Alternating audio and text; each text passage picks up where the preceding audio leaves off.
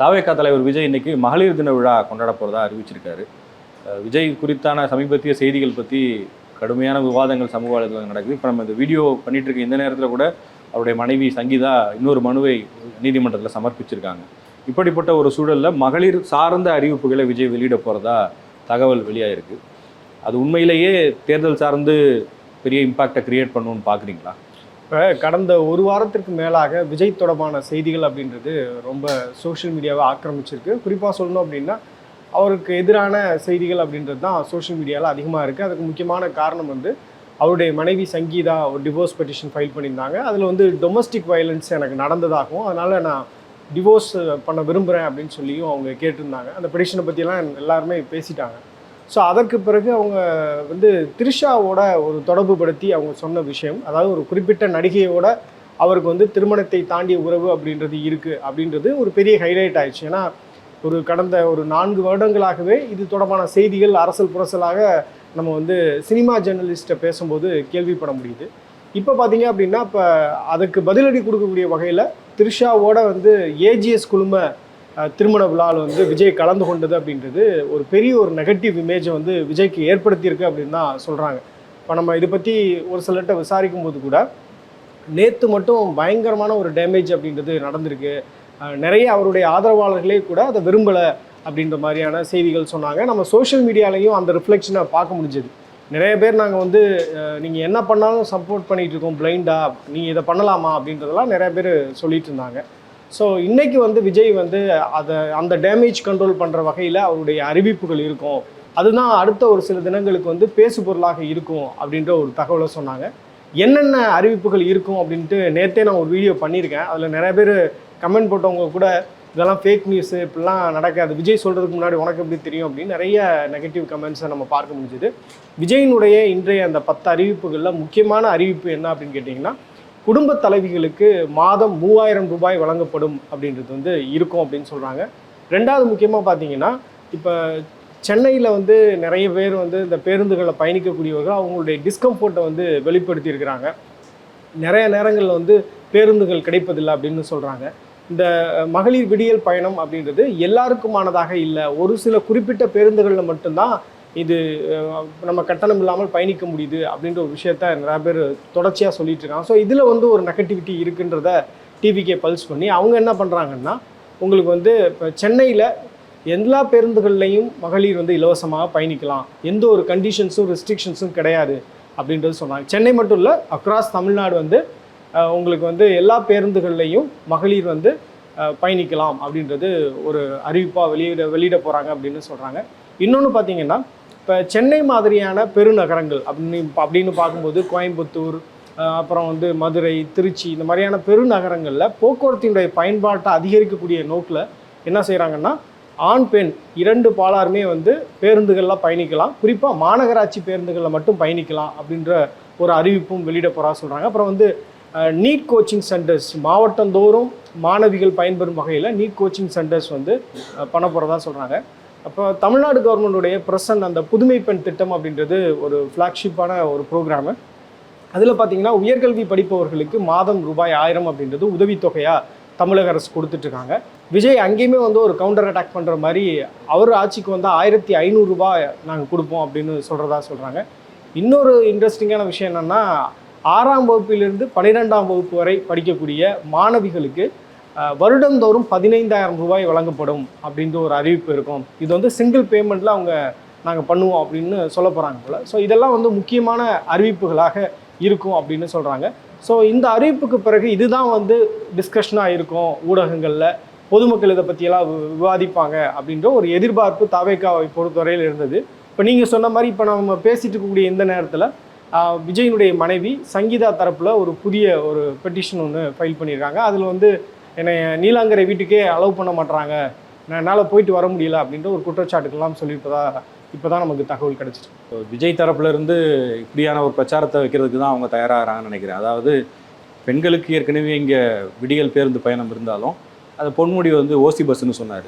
அவங்க ஓசி பஸ்ன்னு சொன்னாங்க, நான் உங்களை ஏசி பஸ்லேயே கூட போக வைக்கிறோம், எல்லா பஸ்லையும் நீங்கள் ஃப்ரீயாக போங்க அப்படிங்கிற ஒரு அந்த கான்செப்டில் இவங்க கொண்டு வர முயற்சி பண்ணி நீங்கள் சொல்லக்கூடிய இந்த எக்ஸாக்ட் வார்த்தையை விஜய் சொன்னாலும் ஆச்சரியப்படுறதுக்கு இல்லைன்னு நான் நினைக்கிறேன். ஏன்னா இந்த கவர்மெண்ட்டுடைய ஃப்ளாக்ஷிப் ப்ரோக்ராம்ஸ் அப்படின்னா 2-3 ப்ரோக்ராம்ஸ். அதில் முக்கியமாக பார்த்தீங்க அப்படின்னா மகளிர் உரிமை தொகை, ரெண்டாவது பார்த்தீங்கன்னா இந்த மகளிர் விடியல் பயணம், அப்புறம் புதுமை பெண் திட்டம், இது எல்லாமே வந்து ஒரு ஃப்ளாக்ஷிப்பான ப்ரோக்ராம்ஸு. இது மக்கள் மத்தியில் போய் சேர்ந்துருக்கு. அவங்க வந்து டைரக்ட் பெனிஃபிஷியரியாகவும் இருக்கிறாங்க. இருந்தாலும் விஜய்க்கு வந்து இளம் பெண்கள் மத்தியில் பெரிய ஆதரவு அப்படின்றது இருக்குது அப்படின்றது அவங்களுடைய இன்டர்னல் சர்வே ரிப்போர்ட்ஸில் தெரிய வந்திருக்கு. ஸோ இதை நம்ம வந்து கேபிட்டலைஸ் பண்ணலாம் அப்படின்றதுக்காக இவங்க ஏற்கனவே திமுக அரசு கொடுப்பதாக சொல்லியிருக்கக்கூடிய அந்த தொகையிலிருந்து நம்ம கொஞ்சம் கூடுதலாக அனௌன்ஸ் பண்ணோம் அப்படின்னா அந்த அட்ராக்ஷன் நம்ம பக்கம் திரும்பும் அப்படின்னு கூட ஒரு விஷயமா இருக்கலாம். ஏன்னா இப்போ நீங்கள் திமுகவாக இருக்கட்டும் அதிமுகவாக இருக்கட்டும் ஓரளவு அவங்க என்னென்னலாம் தேர்தல் அறிக்கையில் சொல்லுவாங்க அப்படின்றது ஆல்ரெடி நமக்கு தெரிய வந்துருச்சு.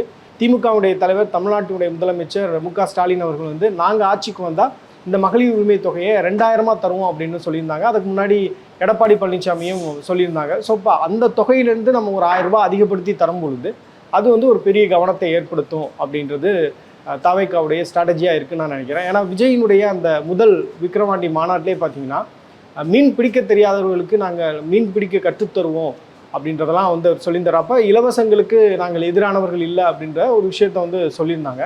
அதன் அடிப்படையில் தான் தமிழ்நாட்டை பொறுத்தவரையில் இலவசங்களை மக்கள் எதிர்பார்க்குறாங்க. ஸோ இப்போ நம்ம வந்து அந்த மாதிரியான விஷயங்கள்லாம் செய்யணும் அப்படின்றது அவங்களுடைய பார்ட் ஆஃப் ஸ்ட்ராட்டஜியாக இருப்பது போல தெரியுது. ஆனால் எனக்கு இதில் மாற்று கருத்து இருக்குது. விஜய் வந்து அவருடைய கேம்பெயின்ஸில் இன்னொரு விஷயத்தையும் தொடர்ந்து சொல்லிகிட்டே இருந்தார். எது நடைமுறைக்கு சாத்தியமோ அதை தான் நான் சொல்லுவேன், வாயில் வரதான் அடிச்சு விட மாட்டேன் அப்படின்னு. ஒருவேளை இந்த மாதிரியான அறிவிப்புகளை இன்றைக்கி விஜய் வெளியிட்டார் அப்படின்னா மக்களுடைய பார்வையில் ஏற்கனவே அவர் மீது அவர் இமேஜை உடைஞ்சு போகிற விஷயங்கள் நடந்துகிட்டு இருக்கு. அதுக்கு அவர் தான் காரணம், வேறு யாரும் உடைக்கல. அவரே இப்போ அவருடைய செயல்பாடுகள் அவருடைய இமேஜை உடைச்சிட்டு இருக்கு.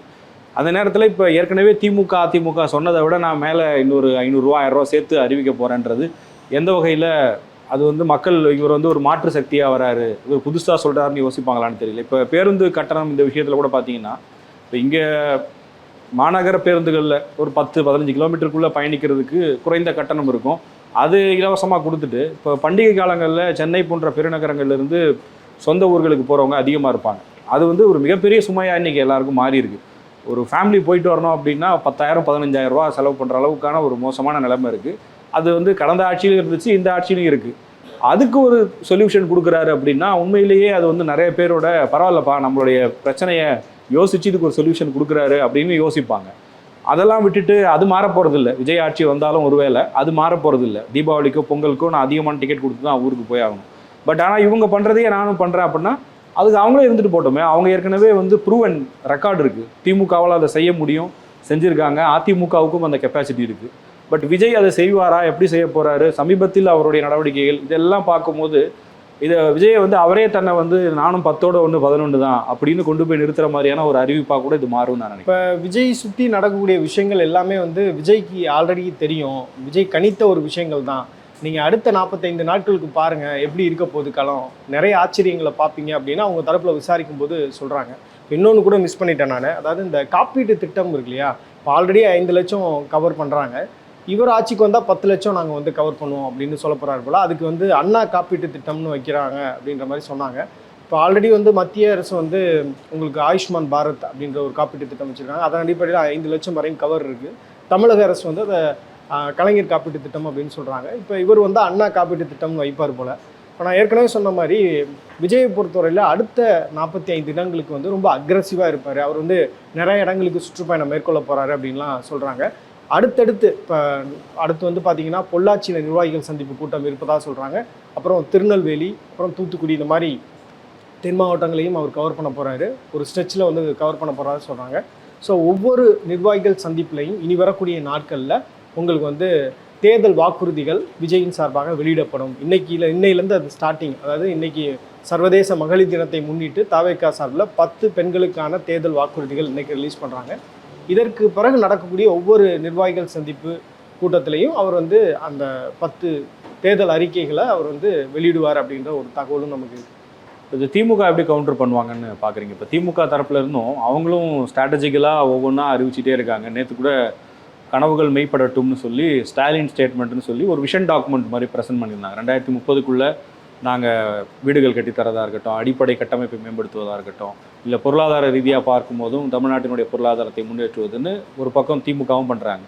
அதிமுகவும் அந்த மாதிரி ஒவ்வொரு ரெகுலர் இன்டர்வலில் வந்து என்ன பண்ண போகிறோன்றதை வாக்குறுதிகளாக கொடுத்துக்கிட்டு இருக்காங்க. இப்போ விஜயோடைய அறிவிப்புகள் ஒருவேளை தாக்கத்தை ஏற்படுத்து அப்படின்னா அதை திமுக எப்படி கவுண்டர் பண்ண போகுது? ஏன்னா அவங்களுக்கும் மாநாடு இருக்குது, அந்த மாநாடு ரொம்ப முக்கியமான ஒரு மாநாடாக அவங்க பிளான் பண்ணிட்டு இருக்காங்க. திமுக அதிமுகவை பொறுத்தவரையில் இப்போ அவங்களுக்கு கொஞ்சம் கம்ஃபர்டபுளாக தான் இருக்குன்னு நான் நினைக்கிறேன். ஏன்னா இப்போ விஜய் தொடர்பான இந்த நெகட்டிவ் நியூஸ் இருக்குல்ல, இப்போ நீங்கள் சொன்ன மாதிரி அவர் தான் எதிரின்னு நினைக்கிறேன். அந்த மாதிரி அவர் தொடர்பான நெகட்டிவ் நியூஸ்க்கு அவர் தான் காரணம். ஸோ அந்த நெகட்டிவ் நியூஸை வந்து டைவர்ட் பண்ணுறதுக்காக இன்றைக்கான அறிவிப்புகள் வந்து நிச்சயமாக இருக்கும். ஆனால் இதற்கு பிறகு கோயிங் ஃபர்தர் வந்து அவருடைய ஒவ்வொரு நடவடிக்கைகளும் இது போல் கவுண்டர் அட்டாக் பண்ணுற மாதிரி இருந்தது அப்படின்னா உங்களுக்கு வந்து அவருடைய மனைவியோட தான் அவரை தொடர்பு படுத்தி தொடர்ச்சியாக பேசிகிட்டு இருப்பாங்கன்னு நினைக்கிறேன். அவருடைய மனைவி அப்புறம் அந்த நடிகை தொடர்பான கருத்துக்கள் இவரை சுற்றி இருந்துக்கிட்டே இருக்குன்னு நான் நினைக்கிறேன். ஏன்னா அதுக்கு ஒரு கிளாரிஃபிகேஷன் அவர் தரப்புலேருந்து கொடுக்க போகிறது இல்லைன்னு சொல்கிறாங்க. அப்படி கொடுக்காத போது நிச்சயமாக அவருக்கு வந்து ஒரு பெரிய சிக்கலை இந்த தேர்தலை பொறுத்தவரையில் அவருடைய குடும்ப பிரச்சனை ஏற்படுத்தும் அப்படின்னு நான் நினைக்கிறேன். நான் திமுக அதிமுகவை பொறுத்தவரையில் அவங்க வந்து அலைன்ஸ் ஃபார்ம் பண்ணிட்டாங்க, அவங்கள நம்பி சில கட்சிகள் வந்துட்டாங்க, அவர்களுடைய தேர்தல் வாக்குறுதிகள் அப்படின்றது வெளியிட போகிறாங்க. அப்புறம் வந்து அவங்க தேர்தலுக்காக ரொம்ப டெடிக்கேட்டடாக எல்லா கேடர்ஸும் ஒர்க் பண்ணுவாங்க. ஏன்னா அவங்களுக்கு வந்து ஆல்ரெடி ஒவ்வொரு தேர்தலையும் என்ன மாதிரி இந்த தேர்தல் ஒர்க் ஆகுது அப்படின்ற எல்லா விஷயங்களும் தெரியும். ஸோ 2 பேருமே வந்து வெல் ஆயில்டு மெஷின் எலெக்ஷனை பொறுத்தவரையில். இப்போ தாவேக்காவுக்கு இது புதிய தேர்தல். இந்த தேர்தலை சந்திக்கிறதுக்கு முன்னாடியே பார்த்தீங்க அப்படின்னா உங்களுக்கு அவர் தொடர்பான குடும்ப சிக்கல்கள் வந்திருக்கு. அவருடைய மனைவி கூடவே 27 வருடம் இருந்தவர்கள் வந்து அடுக்கடுக்கான குற்றச்சாட்டுகள் சொல்கிறாங்க. ஸோ இப்போ இதுக்கு அவர் வந்து ஒரு தீர்வு காணாமல் விஜயால் வந்து அரசியலை நிச்சயமாக வெற்றி பெறவே முடியாது அப்படின்னு நான் நினைக்கிறேன். இது பார்க்குறவங்களுக்கு வந்து ரொம்ப நெகட்டிவாக தோணலாம், என்ன இது மாதிரிலாம் பேசுகிறாங்க அப்படின்னு சொல்லிட்டு. உண்மை இதுதான். அவர் வந்து ஒரு நெரேட்டிவை செட் பண்ணி அதை சக்ஸஸ்ஃபுல்லாக வச்சுருந்தார். 2 பேருக்கு தான் போட்டியே அப்படின்னு சொல்லுவார். சொன்னால் எல்லாருக்கும் திமுக டிவிகேன்ற மாதிரி வரும். ஆனால் இன்றைக்கி அவர் அதை சொன்னார்னா சோஷியல் மீடியாவில் அதை எப்படி எடுத்துப்பாங்க? இன்னொன்று, இப்போ அது ஒரு நெரேட்டிவாக பார்க்கும்போதும் எந்த மாதிரியாக புரிந்து கொள்ளப்படுது அப்படிங்கிறது எல்லாருக்கும் நல்லாவே தெரியும். ஸோ அவர் சொன்ன அந்த 2 வார்த்தைகளே இன்றைக்கி அவருக்கு பிரச்சனையாக மாறப்போகுது. 2 பேருக்கு தான் போட்டியன்றதும் யார் வெர்சஸ் யார் அப்படிங்கிறதும் இன்றைக்கி வேறு மாதிரி சோஷியல் மீடியாவில் மாற ஆரம்பிச்சிருச்சு. நீ வரப்போகிற நாட்களில் தேர்தல் காலத்துலேயும் தலைவர்கள் பேச மாட்டாங்க. முதலமைச்சரோ இல்லை எதிர்க்கட்சி தலைவரோ நிச்சயமாக இதை பற்றியெல்லாம் பேச மாட்டாங்க. 2ஆம் கட்ட தலைவர்கள் மேடைக்கு மேடை விஜயை இதை பற்றி தான் பேசுவாங்க. இதை வச்சே விஜயுடைய அரசியல் வாழ்க்கைக்கு ஒரு முற்றுப்புள்ளி வைக்கக்கூடியதை 2ஆம் கட்ட தலைவர்கள் எல்லா கட்சியிலையுமே பண்ணுவாங்க. அதை எதிர்கொள்கிறதுக்கான விஜய் கட்சியிலையும் அப்படிப்பட்ட ஆட்கள் இல்லை. அங்கேயும் நிறைய பேர் பார்த்தீங்கன்னா லூஸ் டாக் பண்ணுறவங்க தான் இருக்காங்களே தவிர, யாராவது இன்டெலெக்சுவலாக பேசி தனிப்பட்ட வாழ்க்கை என்பது வேறு, அரசியல் வாழ்க்கை என்பது வேறு அப்படின்னு பிரித்து அதை மக்கள்கிட்ட சரியாக கொண்டு போய் சேர்க்கறதுக்கான ஆட்கள் கூட கிடையாது. எல்லாருமே என்னென்னா ரீல்ஸ் கண்டென்ட் தான் ஆரம்பத்துலேருந்து பண்ணிட்டு இருந்தாங்க, இனிமேலும் ரீல்ஸ் கண்டென்ட் தான் பண்ணுவாங்களே தவிர தேர்தலில் மக்களுக்கு தேவையான விஷயங்களையோ இல்லை எதை வந்து தெளிவுபடுத்தணுமோ அதை பண்ண போகிறதே இல்லை. ஆக்சுவலாக வந்து இப்போ சங்கீதா, விஜயனுடைய மனைவி சங்கீதாவுடைய பெட்டிஷன் ஃபைல் பண்ணதுக்கு பிறகு அது ஊடகங்கள் வந்து ஒரு நாள் விவாத பொருளாக மாற்றினாங்க. ஆனால் அது வந்து தனிப்பட்ட விவகாரம், அதை பற்றியெல்லாம் நம்ம வந்து கருத்து சொல்ல முடியாது, அது 2 பேருக்கும் சம்மந்தப்பட்ட விஷயம் அப்படின்னு எல்லாருமே கடந்து போயிட்டாங்க. அந்த பிரச்சனையை விஜய் தான் அவர் மேலே போட்டுக்கிட்டாரு அப்படின்னு நான் நினைக்கிறேன். எப்போ அவர் வந்து ஒரு இல்ல திருமண விழாவுக்கு ஒரே காரில் த்ரிஷாவை கூட்டிகிட்டு வந்து நான் த்ரிஷாவோட தான் இருக்கேன் அப்படின்னு சொன்னாரோ, அந்த இடத்துல அவருடைய அந்த டோட்டல் இமேஜ் அப்படின்றது பாதிக்கப்பட்டிருக்கு அப்படின்னு நினைக்கிறேன். சோஷியல் மீடியாவில் பார்த்தீங்கன்னா விஜயை ரொம்ப தீவிரமாக ஆதரித்தவர்கள் கூட, உதாரணத்துக்கு சொல்லணும்னா இப்போ கரூர் போன்ற சம்பவங்கள் எல்லாம் ரொம்ப தீவிரமாக ஆதரித்தவர்கள் கூட விஜய் தப்பு பண்ணலங்க, பாதுகாப்பு கொடுக்காது காவல்துறையுடைய தவறு அப்படின்னு சொன்னவங்க கூட இன்னைக்கு பார்த்தீங்க அப்படின்னா விஜய் இந்த மாதிரி செஞ்சுருக்கக்கூடாது அப்படின்ற கருத்தை சொல்கிறாங்க. அப்படின்னா அந்த சுச்சுவேஷனை உருவாக்குனது விஜய் தான் நினைக்கிறேன். ஸோ இந்த மாதிரியான விஷயங்கள் வந்து தமிழ்நாட்டை பொறுத்தவரையில் ரொம்ப புதிதாக இருக்குது. இவர் வந்து ரொம்ப நார்மலைஸ் பண்ண விரும்புகிறாரு. ஆனால் எல்லாருமே வந்து ஒரு ஃபேமிலி ஸ்ட்ரக்சருக்குள்ளே தானே இருக்கிறோம். இப்போ விஜயுடைய மனைவி சங்கீதா அன்னைக்கு பேசுகிறாங்க, நாளைக்கு அவருடைய மகன் வந்து பேசுகிறாரு அப்படின்னா அதோடைய தாக்கம் அப்படின்றது இதை விட ரொம்ப பெரிதாக இருக்கும்னு நான் நினைக்கிறேன். கோயிங் ஃபர்தர் வந்து விஜய் இந்த பிரச்சனையில் ஒரு சுமூகமான தீர்வு காணாத வரை அவரால் வந்து அரசியலில் சாதிக்கவே முடியாது. ஏன்னா நீங்கள் லாஸ்ட்டு 2 டேஸுடைய ட்ரெண்டை நீங்கள் எடுத்து பார்த்தீங்கன்னா கூட நிறைய நெகட்டிவிட்டி விஜய் தொடர்பாக நம்ம வந்து பார்க்க முடியுது. அப்போ அந்த சிக்கலுக்கு நம்ம சொன்னது போல் அவர் தான் முக்கியமான காரணம். அவர் என்ன தான் அறிவிப்பு பண்ணாலும் இந்த பிரச்சனை அப்படின்றது ஒரு லைம் லைட்டில் இனி வரக்கூடிய நாட்களில் இருக்கும்னு நினைக்கிறேன். ஏன்னா தேர்தலுக்கு இன்னும் ஒரு 45 நாட்கள் தான் இருக்க போகுது அப்படின்னு சொல்கிறாங்க. தேர்தல் தேதி அப்படின்றது மார்ச் 18ஆம் தேதி அனௌன்ஸ் பண்ணுறதுக்கான வாய்ப்புகள் அதிகம்னு சொல்கிறாங்க. ஏன்னா இப்போ 8ஆம் தேதியிலேருந்து 10ஆம் தேதி வரை வெஸ்ட் பெங்காலில் போய் தேர்தலுடைய ப்ரிப்பரேஷன் வந்து இந்திய தேர்தல் தலைமை ஆணையர் வந்து ஆய்வு பண்ண போகிறாங்க. அதற்கு பிறகு எந்தெந்த மாநிலங்களில் தேர்தல் நடத்தணுமோ அந்த மாநிலங்களில் இருக்கக்கூடிய விஷயங்களை வந்து ஃபைனலைஸ் பண்ணுவாங்க. இப்போ மார்ச் 11ஆம் தேதி பிரதமர் வந்து தமிழ்நாடு வர்றார். திருச்சியில் பிரம்மாண்டமான ஒரு கூட்டம் இருக்குது. அதுக்கடுத்து பார்த்திங்க அப்படின்னா உங்களுக்கு தமிழ்நாட்டில் ராஜ்யசபா தேர்தல் அப்படின்றது மார்ச் 16ஆம் தேதி இருக்குது. ஸோ அதற்கு பிறகு 18ஆம் தேதி அனௌன்ஸ் பண்ணுறதுக்கான வாய்ப்புகள் இருக்குன்னு சொல்கிறாங்க. ரொம்ப குறுகிய காலம் தான் இருக்குன்னு நினைக்கிறேன். அதற்குள்ளே விஜயால் இவ்வளோ பெரிய பிரச்சனையை வந்து சார்ட் அவுட் பண்ண முடியுமா, ஒரு மியூச்சுவலான ஒரு அண்டர்ஸ்டாண்டிங்கு போக முடியுமா, அதற்கு வந்து மற்ற கட்சிகள் குறிப்பாக ஆளக்கூடிய கட்சி வந்து அலோவ் பண்ணுமா, அந்த மாதிரி நிறைய விஷயங்களும் இருக்குது அப்படின்னு நினைக்கிறேன். இது வந்து சோஷியல் மீடியாவில் ஆன் டெய்லி பேசிஸ் பார்த்தீங்க அப்படின்னா இது ஒரு டிஸ்கஷனாக மாறிக்கிட்டே இருக்குது. நிச்சயமாக அது விஜயினுடைய குடும்பத்தை ரொம்ப பர்சனலாக பாதிக்கும். ஸோ இந்த ஃபேமிலி இஷ்யூஸ்லேருந்து விஜய் வெளியே வருவது அப்படின்றது அவ்வளோ சுலபமான வேலை இல்லைன்னு நான் நினைக்கிறேன். உங்களுடைய கருத்து என்ன அப்படிங்கிறத கமெண்ட் செக்ஷனில் பதிவு